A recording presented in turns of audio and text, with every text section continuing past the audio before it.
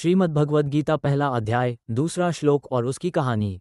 श्लोक 2। संजय उवाच दृष्ट्वा तु पांडवानी कन्व्यू दुर्योधनस्दा आचार्यमुपसिंगम्य राजा वचनमब्रवीद। भावार्थ, संजय बोले, कौरव सेना का राजा दुर्योधन जब पांडवों की व्यवस्थित सेना को देखता है तब वह अपने गुरु द्रोणाचार्य के पास जाकर यह वचन कहता है।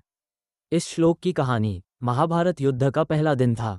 कौरवों और पांडवों की सेनाएं कुरुक्षेत्र में आमने सामने खड़ी थीं। दुर्योधन अपने विशाल कौरव सेना पर बहुत गर्व करता था, लेकिन जब उसने पांडवों की सेना को देखा तो उसके मन में चिंता उत्पन्न हुई।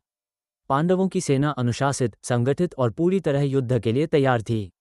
दुर्योधन तुरंत अपने गुरु द्रोणाचार्य के पास गया और उनसे बात करने लगा।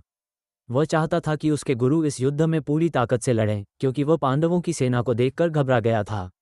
हालांकि बाहर से वो आत्मविश्वास दिखाने की कोशिश कर रहा था, लेकिन भीतर से उसे अपने भविष्य की चिंता सताने लगी थी।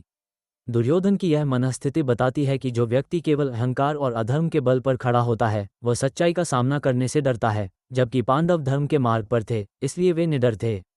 शिक्षा 1। अहंकार अंततः भय उत्पन्न करता है। दुर्योधन के अहंकार ने ही उसके मन में भय उत्पन्न कर दिया था।